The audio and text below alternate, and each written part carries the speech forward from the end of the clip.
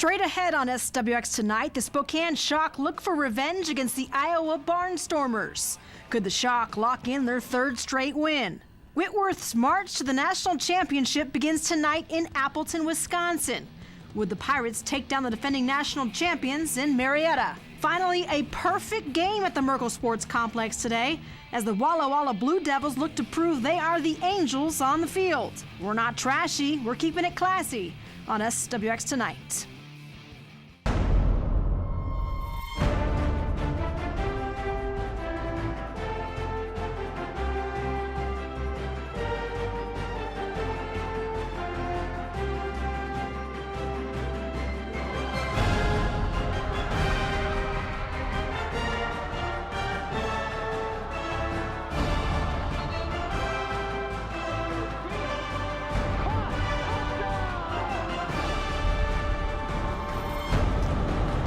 The Spokane Shock gunning for their third straight win tonight as they take their show on the road to Des Moines, Iowa. Welcome to SWX Tonight. I'm Michelle Dapper. Now the Shock looking to make a move in the West Division standings. Second quarter action to this one. Shock down 7-3. Kyle Rowley dropping back and hitting Brandon Tompkins for the 13-yard touchdown. The Shock take the lead at that point, 10-7.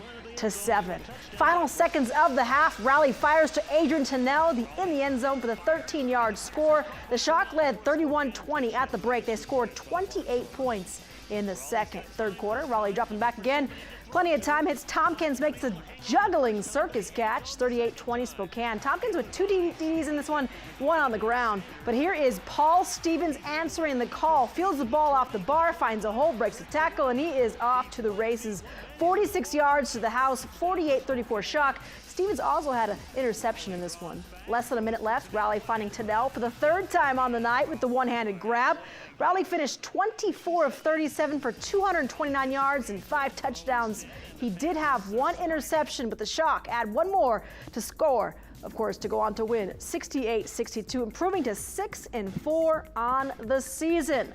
The Tri-Cities Fever have only lost one game this season to the Sioux Falls Storm.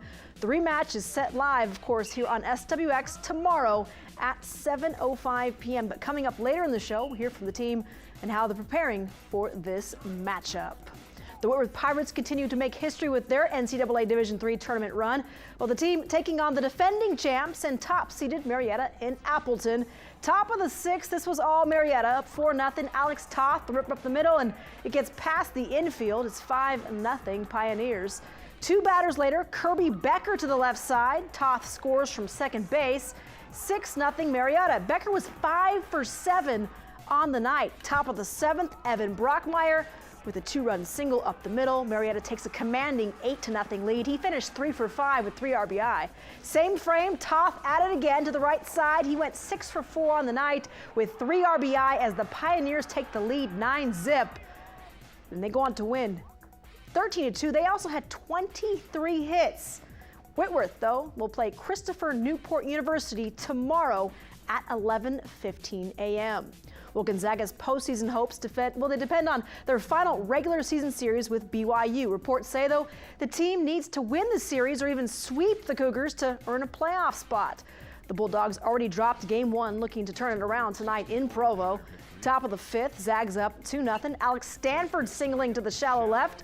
Stephen Halcombe will come around to score. It's 3-0 Zags. 2 batters later, Marco Gonzalez hits it into left center field, right to the gap. 2 runs come home. Bulldogs take the 5-0 lead. Gonzalez had 2 hits with 2 RBI. Still in the top of the fifth, another 2 batters later, Mike Garrett hits it deep to left. Gonzalez scores, making it 6-0 GU. Garrett 3 for 3, perfect on the night. On the mound, though, Gonzalez lights out. Bottom of the sixth, he gets Alex Wolf swinging to end the inning. Gonzalez struck out 12 batters and only gave up 4 hits in 8 innings. Gonzaga goes on to win 13-1. Washington State playing in its last 3 games of the regular season, of course, on the road against Washington. The Cougars take the fall 5-2. They will play the Huskies again tomorrow at 2 p.m. The Mariners looking to bounce back from last night's 2-0 loss to the Angels. Gaylord Perry with the first honorary pitch. Bottom of the third, M's up 1. Justin Smoke, the line drive to right. Ichiro will come around to score. Just like that, it's 2-0 Seattle. Bottom of the fifth, Justin Smoke. It's his show. The two-run jack to right field, 4-0 M's. A 4 RBI night for Mr. Smoke. Top of the sixth, here he is. Albert Pujols makes it a 1-point game with a 3-run blast to center field. It's 4-3 Seattle. Top of the ninth, game tied at 4. Howie Kendrick up the middle, 2 runs come home. Brandon League blows the save. Angels go on to win 6-4. The Richland baseball team has made 5 straight appearances in state, but the last time the Bombers won the whole thing, well, it was 3 years ago in 2009. Tonight, Richland looking to make it to the title game when they play Puyallup. Top of the second, no score, 2 outs. Puyallup, Tyler McDowell flies one to deep right with the runner on second, but Dalton Johnson makes an unbelievable over-the-shoulder grab to end the inning. Thanks to some great pitching here, it would stay scoreless till the top of the 7th. McDowell sac fly. The Vikings take a 1-0 lead. Bottom of the 7th. Last chance for the Bombers. 2 outs and runners on, and there's Dalton Johnson flying out to center. Puyallup wins 1-0 to advance to the title game. Richland will play Todd Beamer for 3rd place in state. Kamaikan taking on Bishop Blanchett, in the state 3A semifinals. Top of the second, no score. Kamaikan's Tyler Mackart singles to left. Nolan Ehrlich scores easily from third. Kamaikan takes an early 1-0 lead. Bottom of the frame, 2 runners on, and Nate Williams delivers to the RBI single to left. That ties the game at 1 apiece. Later in the inning, now 3-1, Nate Backus goes opposite field. In comes another run, and Bishop takes the 5-1 lead.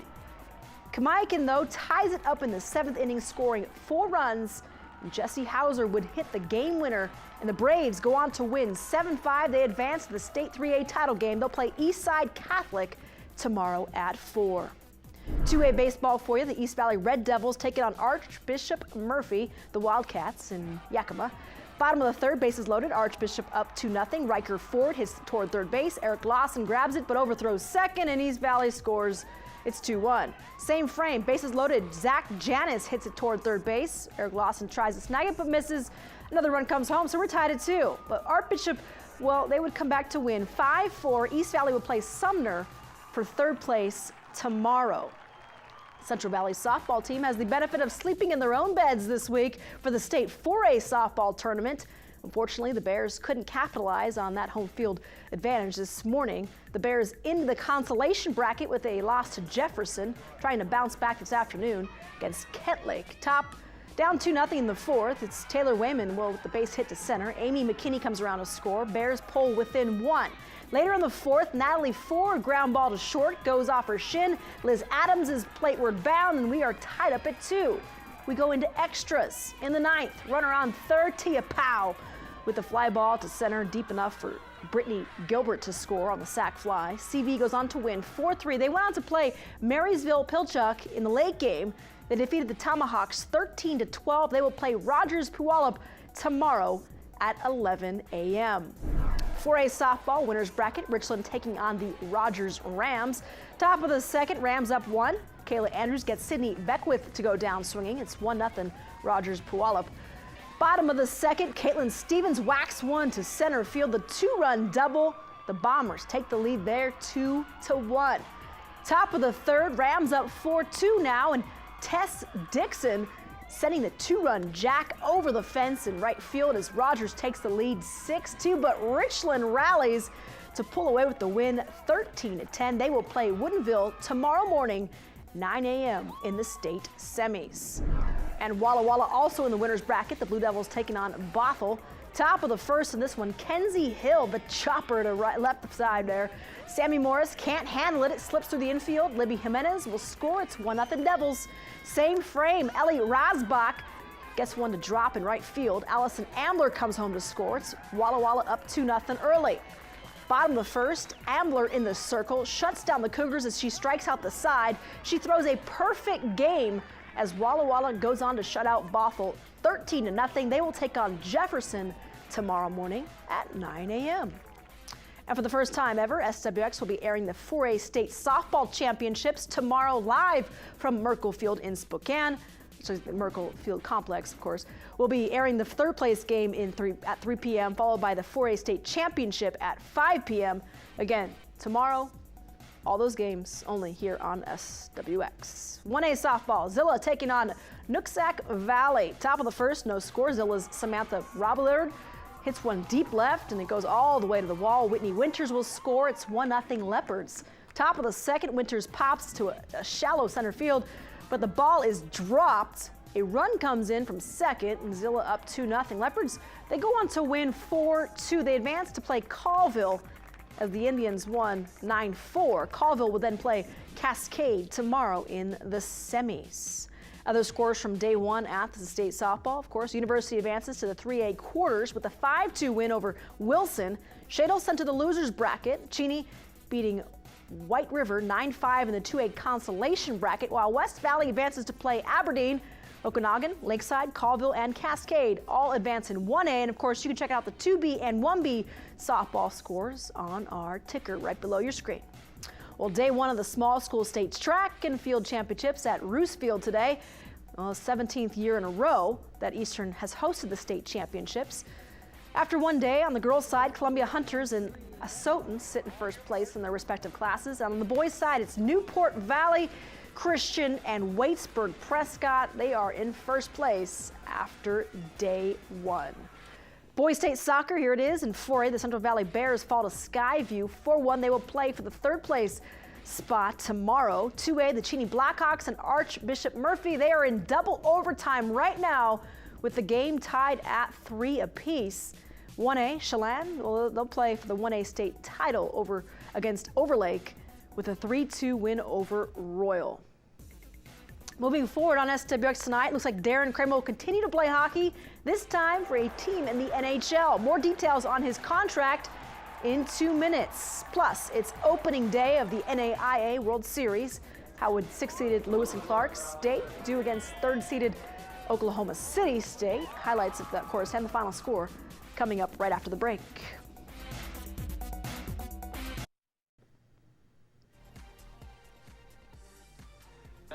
The NAIA World Series officially underway tonight. 6th-seeded Lewis and Clark State taking on 3rd-seeded Oklahoma City State. Top of the first, Michael Noteware gets McGill Beltran to go down swinging. Noteware went 9 innings, gave up 9 hits, 4 earned runs, and 9 strikeouts. Bottom of the first, Alfonso Casillas singles to left. Connor Moore comes around to score. LCSC on the board first, 1-0. Top of the second, Oklahoma City answers. Jonathan Segato hits a solo shot to left. Game tied at 1 apiece. The Warriors go on default. They take the loss, though. 7-2. LCSC will play College of Idaho tomorrow at noon. Of course, SWX is proud to announce that the NAIA World Series will be aired live on SWX. We'll air the championship game, or games if necessary, next week. Dates and times, of course, still to be announced. OTAs continue in Renton for the Seattle Seahawks, and with the addition of Kellen Winslow Jr., the team now has 2 veteran tight ends. Zach Miller has been in the league for 6 years. Last season, he had 25 catches for 233 yards, and the Seahawks hope the combination of Miller and Winslow can jumpstart the team's offense. Zach is a dynamite wide tight end in this offense. We use him for so many different special things because he's so good at it. To have the complement of these 2 guys going and the way we can mix it, it's a really exciting aspect for our offense. You know, Zach Miller is a proven veteran here, and hopefully we'll be able to do something like the Patriots are doing with Gronkowski and Hernandez.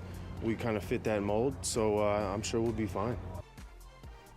Well, after a month away from the Toyota Center, the Tri-Cities Fever are finally coming home.